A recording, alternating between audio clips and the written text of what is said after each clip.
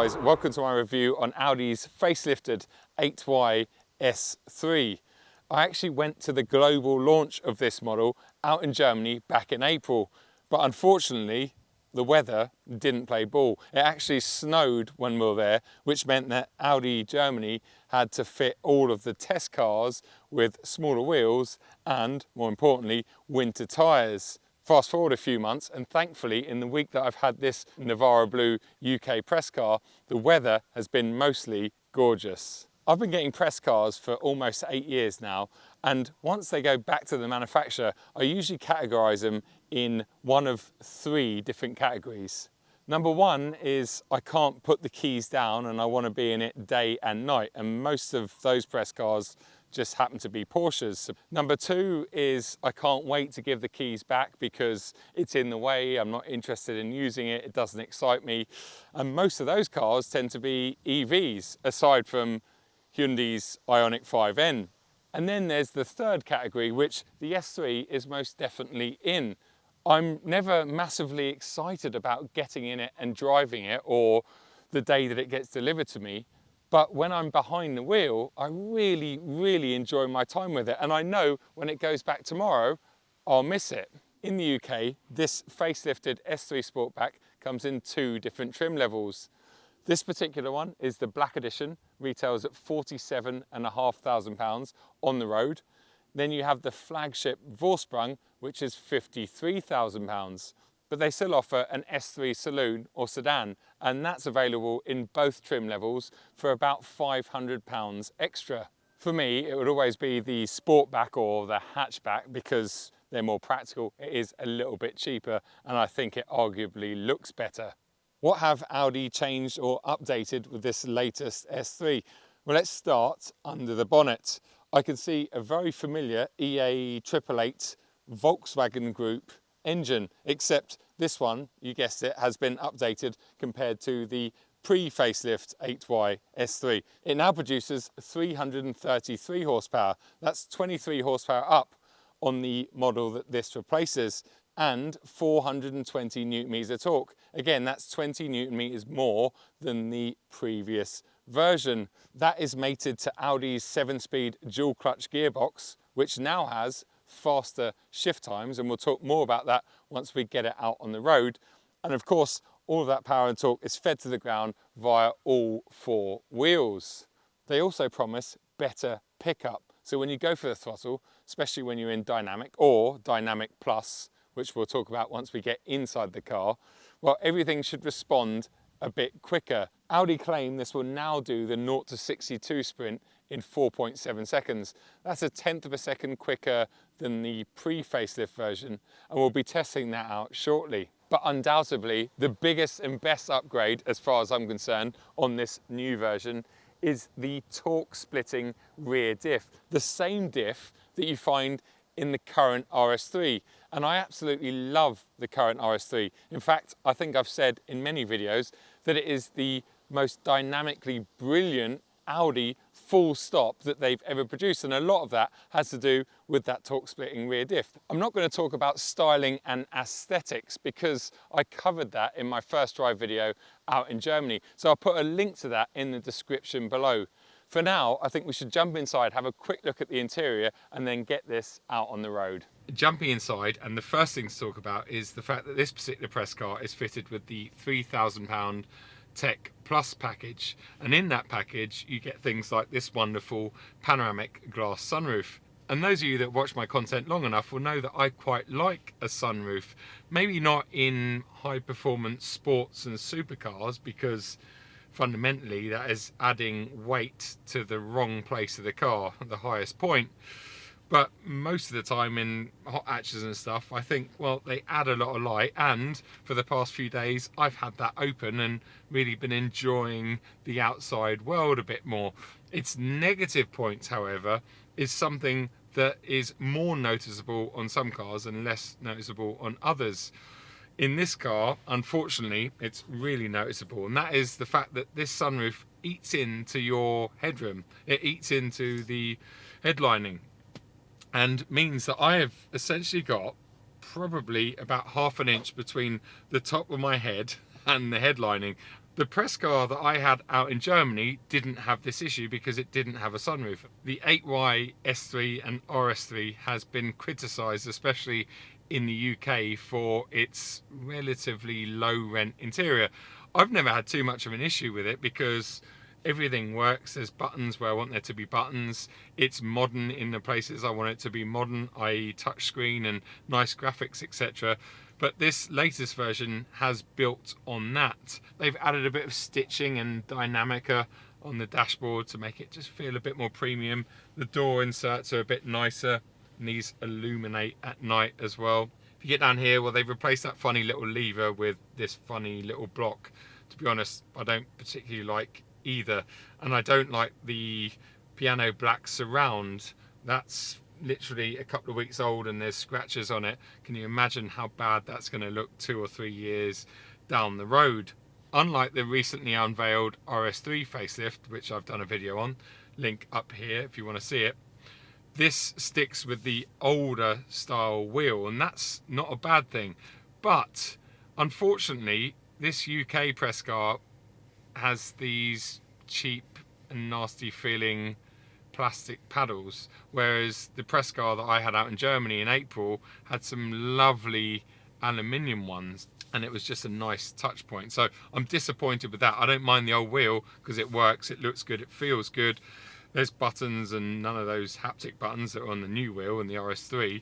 So I think as a wheel it works better, but it's just a shame that we don't have those lovely aluminium paddles. I'm very familiar with these seats. Audi have used them for years.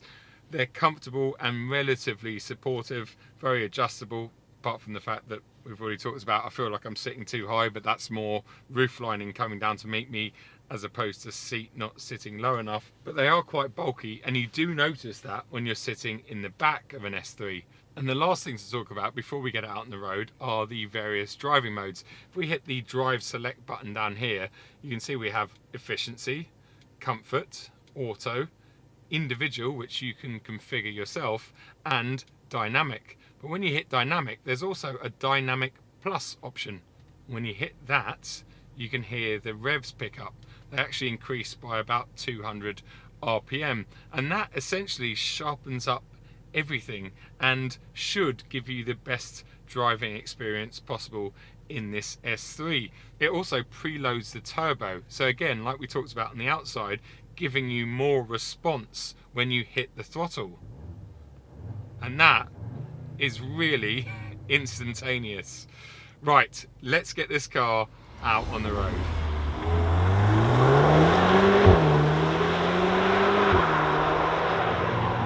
Let's test out this car's claimed acceleration figures.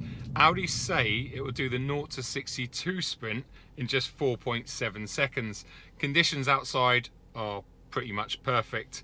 I'm in Dynamic Plus and I'm going to go into Sports Automatic, so let that 7-speed dual clutch gearbox do the shifting. I've got all the traction and stability aids switched off. My Racebox Mini is down here and ready to go. Left foot is hard down on the brake, right foot on the accelerator, launch control program activated. Here we go. Oh, it's so fast off the line, and there is 60 miles an hour. 4.36 seconds. So it's near enough half a second quicker than they claimed, but that is to 60 miles an hour. Very, very quick. Definitely fast enough for your hot hatch.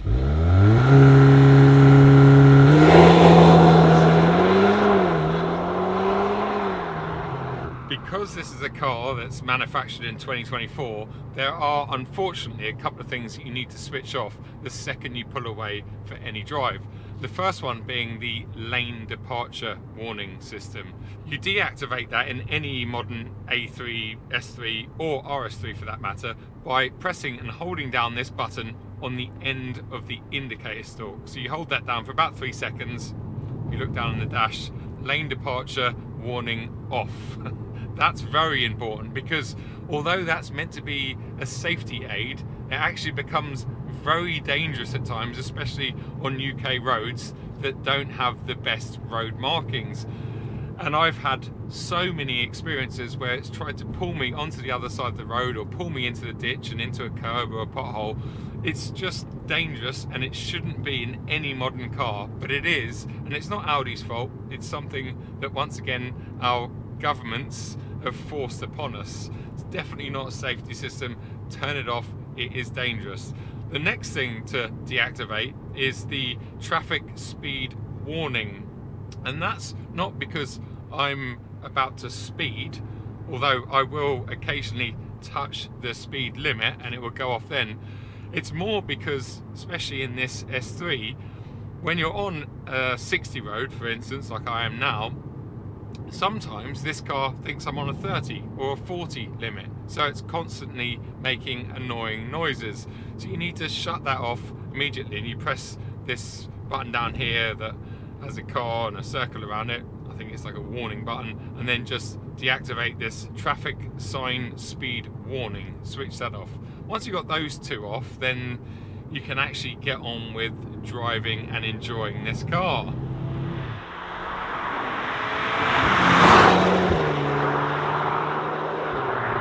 I'm very fortunate because my other half, Lou, happens to have an Audi S3 as her company car, and although it's on a 24 plate and registered this year and presumably built earlier this year, it's actually the pre-facelift version of this car.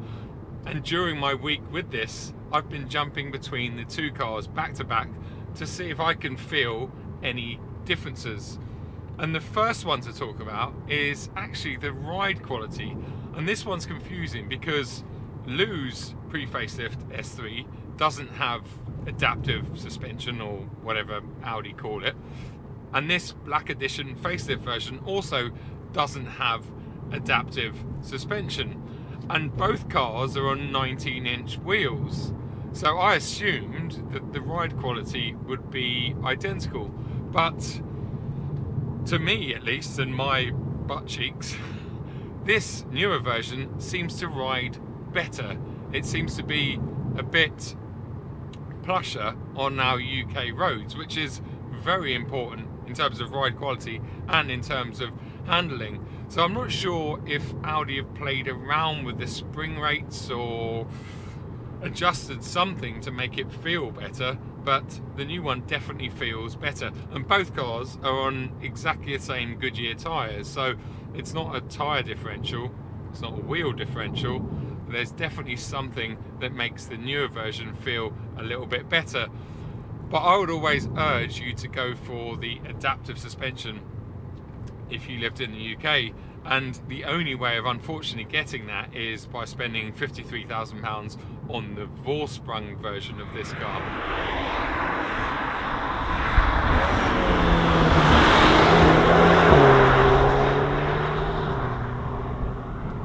But thankfully that doesn't seem to have upset the handling of this car. The stability is still there through turns like these, and now that we have that trick torque splitting rear diff, well, it really is a game changer. When you push this car very hard, you can feel it rotating and moving around. The pre-facelift was really good. I think it was way better than a lot of people gave it credit for. Like I said in the intro, it's the first S3 that I've driven that's actually fun, actually feels agile and dynamically good. But this car, now that it has that rear diff and a few adjustments to the suspension, as we know, more negative camber, so when you load it up in the corners it starts to feel really, really good. Well, I have to say, the ability of this is absolutely staggering. It really, really is.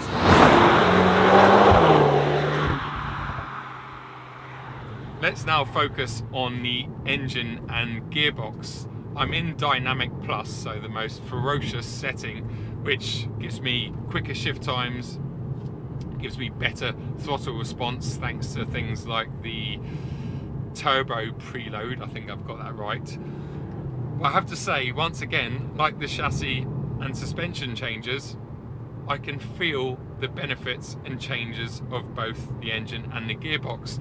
The throttle response is close to instantaneous, and I have to caveat that I've just handed back the keys to the most exciting EV I've ever driven, which is the Ioniq 5N, and obviously that car well, very little beats it in terms of throttle response and acceleration. So I figured jumping out of that and into this might feel a little bit lethargic, as most combustion engine cars do once you've jumped out of a fast EV.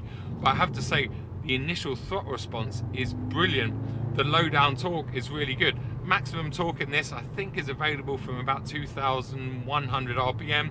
So you're always in a good torque band, and you're always in a good power band once you get it above about 4,500 RPM. It's just really smooth. This engine is so well calibrated nowadays. It's been around for a long time, and the Volkswagen group have improved it to what it is now, and I have to say it's really, really punchy. This weighs 1,600 kilos, so it's not light, but it's also not heavy by today's standards. Most of that probably comes down to the fact that it's an all-wheel drive setup, and all of those safety aids that we've already talked about some of, well, they all add weight.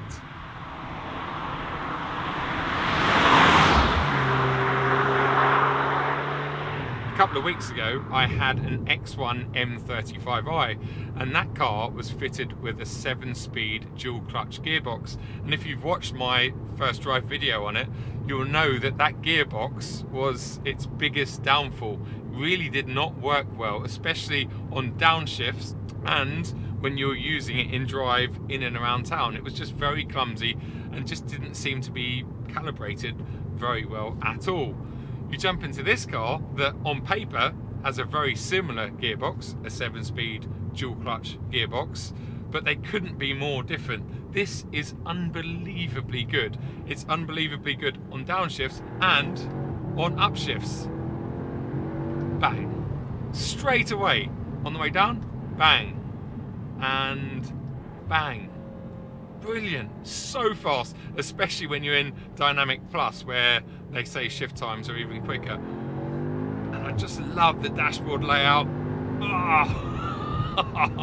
Got shift lights and all sorts. It's really, really good. If only we had aluminium paddles. And in fact, since I filmed the intro a bit earlier on, I've actually spoken to the Audi UK press office and inquired about why this car has plastic shift paddles. And unfortunately, and very frustratingly, UK spec S3s, whether it's a black edition or the flagship Vorsprung, only comes with plastic paddles. Why?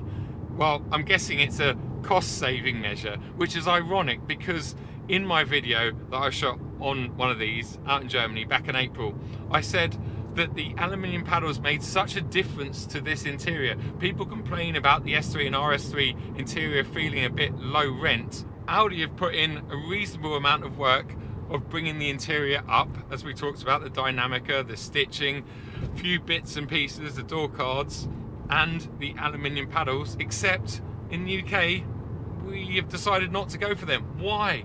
What would that have added to the cost of the car? Seriously. It's almost like these teams that spec these cars don't listen to the end user. They don't watch reviews like mine. They don't see what is going on in the real world. They just look at numbers and profit margins, and that really, really annoys me.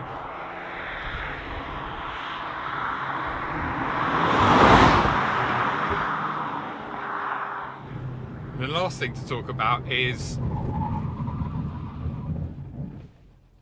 brakes. I have to say, I've never had an issue with the brakes that are fitted to Lu's pre-facelift S3, but the second you get in this car and you use these newer brakes, or the front axle are new anyway, they definitely feel more responsive, they definitely feel more substantial. There's loads of stopping power there, and I'm sure if you took this on a track day, that's where they would really come into their own and hopefully last a bit longer. But like all road car brakes, they're not really designed for track days, so you probably need to change the fluid and the pads, etc., if you were going to do it more regularly. But on the whole, the capabilities and the performance of this car are really, really good. You don't need a road car to be any faster. Because it's all-wheel drive, it would do it in rain and winter months almost as fast as it would do it on a beautiful day like today. So it feels great. There's more agility. I'm having more fun behind the wheel. Overall, I've really enjoyed my time with this car. I think what Audi have done in terms of updates and improvements are really good. Some of them are subtle, some of them aren't, but overall, it's given us a better, more enjoyable package, and that's what you want from your hot hatch, even though it costs about £50,000. Welcome to 2024/2025. If I had one of these, I would have to have one without the roof, just to give me at least the feeling of a bit more space around my head, because I couldn't even have sunglasses on the top of my head because they would be hitting this headlining.